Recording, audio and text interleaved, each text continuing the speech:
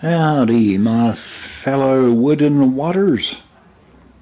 Figure it might be time for a little old update on the Gasimatics 99,000 here. My little pocket gasifier. I've had it all in bits, strengthening the trailer frame, adding welds and panels and things like that, so as to be jolly well sure it's not going to snap in the middle, because this thing weighs plenty. Put it on your foot and yep, the pain coming from your tootsies will remind you of that little old fact. I figured while the gasifier's in bits and or pieces, I should show you what's inside of him. This video will need to be put together in 3 or 4 pieces as I add these parts to the base here. But let's start down low. So we've got the gasifier as you've seen before, all the way up to the output point.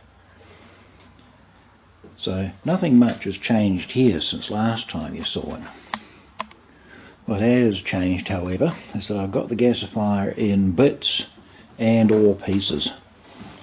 So we have our clean out port, our gas discharge port. That might be a vacuum test point, I don't actually know for sure. But looking in the side, we've got a pretty deep bucket here with our exhaust, our takeoff point here.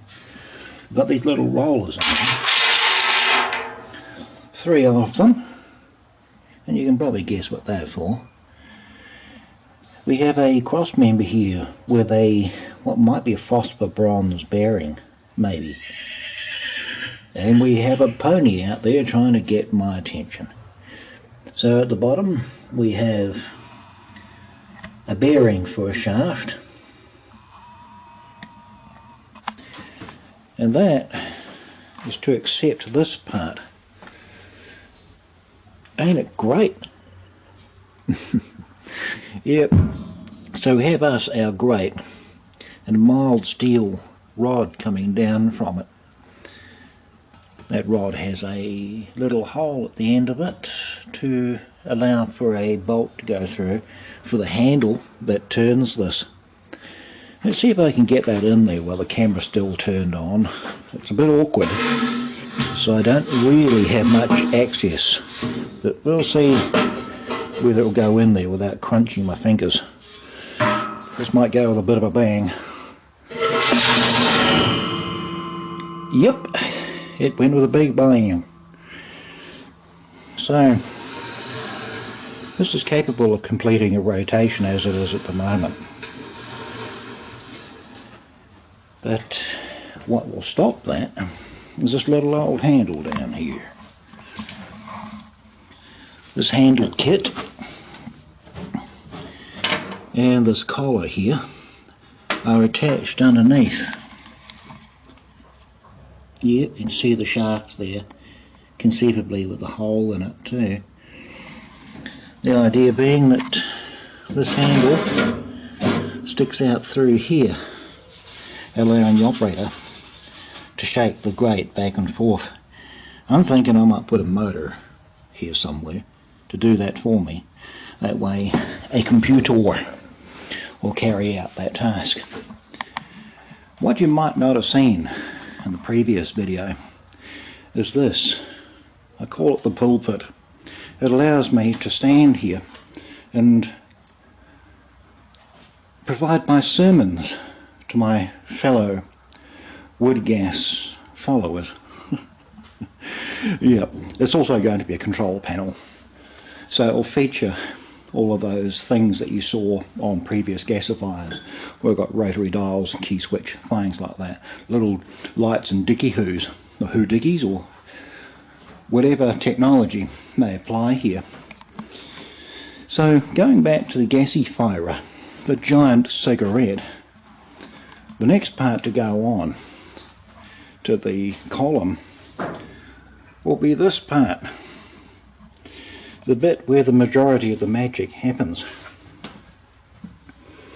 We have these nozzles here Of course, I had to find the one that's too tight. Here's one that I can actually remove easily. It's a pretty huge piece of metal, really. Quite heavy too, I'll say. That hole in the end of there is about 1/4 inch, I'm thinking. And that connects air from the preheat plenum chamber to the burn zone. And we have something like about 3.5 inches of diameter here in this part. What I'll do is move things around to make this easier to see, because right now it isn't all that accessible for the camera. Right, the burner part has been fitted. Just a couple of bolts for each thing I fit, simply to keep it from shifting about. There's how this little puppy looks. Now notice with these nozzles here that they're smooth all around, and I'm thinking that I'll need to grind a couple of flats onto these, maybe mill them out in the machine shop, so as I can use an open end spanner to manipulate these. I see there's some anti-seize compound on there, so I need to make sure that there's a new lot of it on everything that I put in there, so I don't really want those getting stuck. Let's have a look at the measuring machine here. See what kinds of figures we can extract from this. So we've got our 14 nozzles here. Just check. 1, 2, 3, 4, 5, 6, 7, 8, 9, 10, 11, 12, 13, 14. Yep. They're all there. Let's measure the distance across, if I can actually get this tape measure to cooperate with me. Let's see. Going across to, yep, of course. What would it be the opposing nozzle? I've got 22 centimetres. So that gives us about 8.5, 8 3/4 inches, to use the modern measurements, between opposing nozzles. And just reiterating a previous measurement, 4 inches, say, from the middle of the nozzle to this flat plate here. This little ridge here rises 3/4 of an inch above the flat plate, and it measures 3.5 inches-ish across. While we're at it, let's have a look, see what sort of a distance we got between the grate down there and the top of this little ridge. Let's see, that's 24 centimetres. So that's about just not a little under 10 inches to use modern measurements. While we're at it, I put the handle onto the grater. So now I move that handle. You should be able to see the grate moving. I'll just move this. It's rather awkward to get at with the camera in the way like that, but you see that moving. Unfortunately, I don't get full range out of this because the handle heads onto here. So I'm thinking I might shorten that handle if that's going to be beneficial. We'll see about that. Now the assembly's slowly coming together. Oh, by the way, here's the air intake for the plenum chamber that preheats the air for those nozzles. It's got a check valve in it. I don't really know how long that's going to stay clean, as I do notice that gasifiers do get rather dirty on the air intake, and there's a good chance that this will start to seize up over time. We'll see about that, I guess.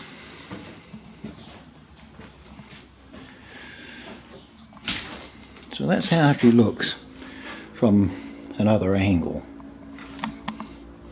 Oh, while I think of it, these heatsink parts, or heat fins, They're rather delicate, and it doesn't take much bump to disfigure them. You can see a few dents and things. I'm figuring on making up some more of these fan knoll panels. So I'd have one here going the full height of the cooler column, and those fans would breeze over that to assist with cooling and also to shield these from impact. So the air currents would go perhaps in that direction. Maybe it can go the other way, it doesn't matter, but whatever I do, I'd have something here that I can bolt on to serve as shields to protect those rather delicate elements from impact. As yeah, I've already repaired these a couple of times, and it would be nice to shield them so I don't have to worry about that. Okay, the next stage of the mock assembly is this little fella. It's upside down. This is the fuel hopper, and there's the lid for it. So we have a cone here that assists in directing the fuel down into this area. At the moment I'm not sure if this cone is entirely useful to me, but I'll need to check on that. Right now it's held on at 3 points with mild steel bolts sort of cutting through this thin metal sheet here, a bit like a self-tapping screw, and well, I'm pretty sure they're not going to stand the test of time. So if need be, I'm going to get the TIG welder out and hot melt glue this to that. That's if it's a justified action. I could try running it without that to see how it works out. That's quite experimental at the moment, because after all, I don't have any instructions of any kind for this here gasifier. I'm sort of making it up as I go, as you do. Alrighty, let's take a look-see at this. Before I forget though, I forgot to mention the purpose of this part. I believe it to be an ignition port, as it just happens to line up with one of these nozzles down here. It makes sense that that's its purpose. That there's how I'm going to use it, be it right or wrong. Alright, let's have another look-see at the hopper. Big flange, which I'm thinking I'll use high temperature silicon sealant. I've got some stuff that's rated at 340 odd degrees Celsius. Whatever that is in fairy toot, I don't know. Anyway, this will fit nicely onto that, just as that fits nicely onto that. And it'll be sealed in the same way when I get round to final assembly of these bits and or pieces. This part I'll be experimenting with, absent or present, to see whether it really matters. Looking at the other end of this double-skinned assembly, we have what looks like a moderator. So where the lid goes against here, we have a space, and then we have this rim with lots and lots of holes in it, connected with the hopper area where the treasel will be placed. So we've got the space between the two of these, and essentially a heat dispersing area. So that should allow this to work along the lines of a moderator. At least that's what I think it's meant to do. This part here, I don't quite know what it's for, but I do notice that it lines up with this port here. No, I don't really know what that's for, but I'll experiment with it and find out.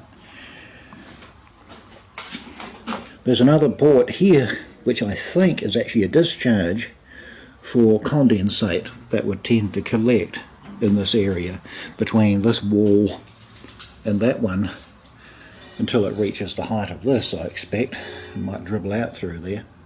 That's assuming this isn't connected straight through to that, such that it's sealed from this wall here. I don't know. I'll find out more about this as I go. So the next stage of assembly, or at least mock assembly, is to put this little puppy on top of the Bernie bit. Yep, but there's the plan, my main man. The mock-up assembly is complete. Let's have a look-see at this rather tall beast. It's taller than me by a little bit. I'm about 6'3"-ish using metric modern measurements. This thing just might be a little bit taller than that. Now, it means I will have to get over my fear of heights in order to put the fuel in here. Let's open the lid and take a look-see. Inside the behemoth. As it is, that lid opens way too far, so I'm going to put something here to make it so as the lid is maybe up there, about there, in its fully open position. I think that's really just a bit too much open.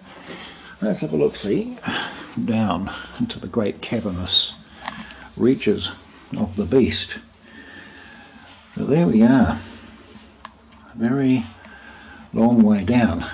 It takes hours for each bit of fuel to drop all the way down to there. Yep, I don't think I want to be dressed up as a lump of treacle meeting my fate in the great heat zone. Let's close the lid to stop the wood gas bugs from getting out. Let's see. With a bit of practice, that is single hand operable. If I can just aim the camera, I'll try again here. Because this is spring loaded, we have the ability to release those puffs and pops when it sneezes. And we have here just a little old bit that with a single hand allows you to close and latch the lid. I might change that, I don't know. We'll see how things go over time. So that's the gasifier in its assembled state. Going around here we have a port that I pointed out before, and I need to find a suitable set of bits and or pieces to allow me to couple that to this, which then leads down to this bottle that will contain the condensate that's going to be collecting in here. Exactly what this is, I don't rightly know, but let's see. That seems to lead uninterrupted into the interior of the gasifier. I can't rightly say I know what that's for. I would be tempted to try it as an ignition port to see what happens, but that's a fairly long way above the actual burn zone down here. So exactly what that's meant for, I don't know. We have a point down here that would allow me to withdraw gas from below the burn zone. I'm thinking that that's where I'd put an ejector to start things off. So we're looking down into that, ain't much to see really.